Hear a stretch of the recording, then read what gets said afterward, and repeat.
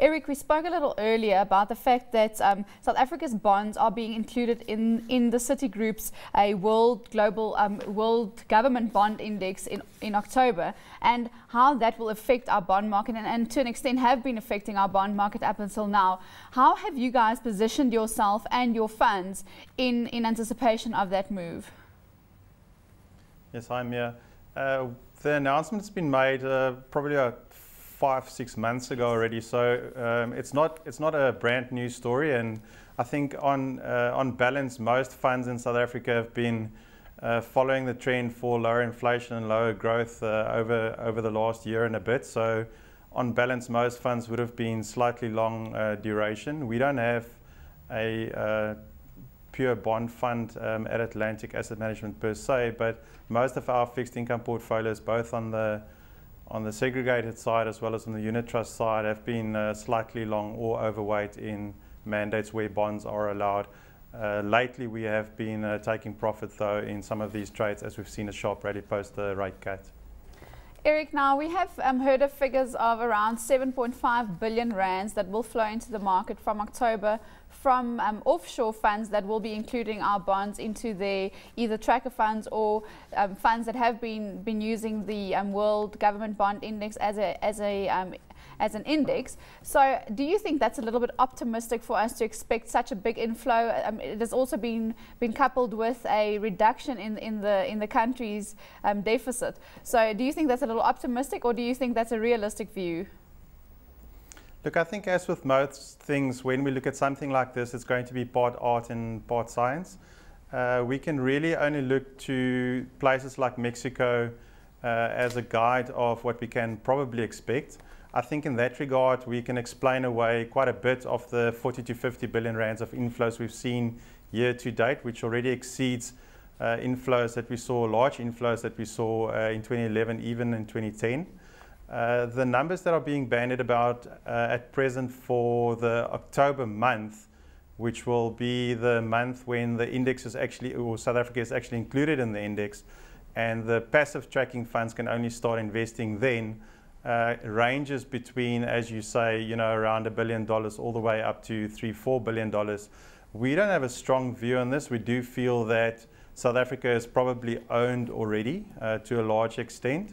And I think that the risk is probably more to look at global events rather than just the index inclusion. And it's not necessarily a function of buy the rumor, sell the fact. It's more a function of looking at the global risk-free rates when South Africa is trading at record lows thanks to inflows and is already owned.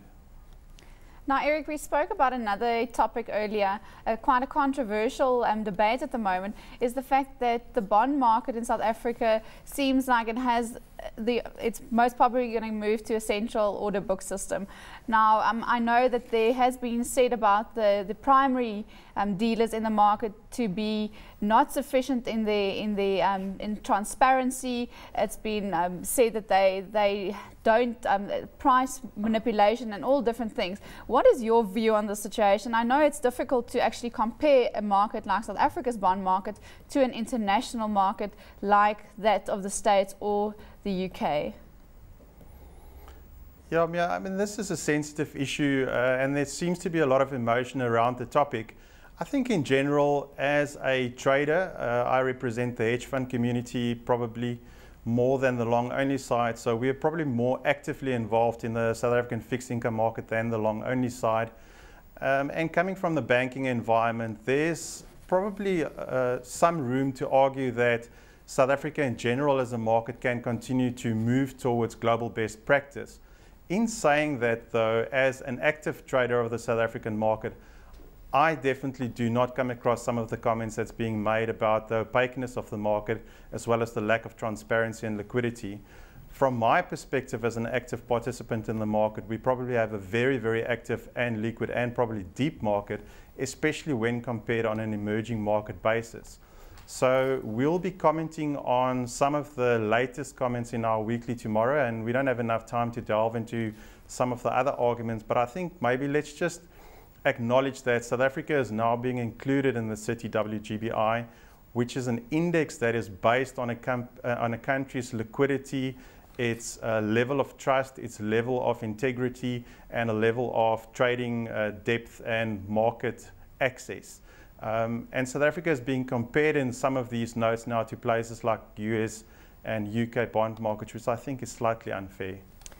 Thanks, Erik. And also we saw that using the current system, just to support your views, it has actually been doubled the amount of trades to over 20 million trades last year than we saw when this system was started. Thanks. That was Erik Nel, Fixed Income Strategist at Atlantic Asset Management.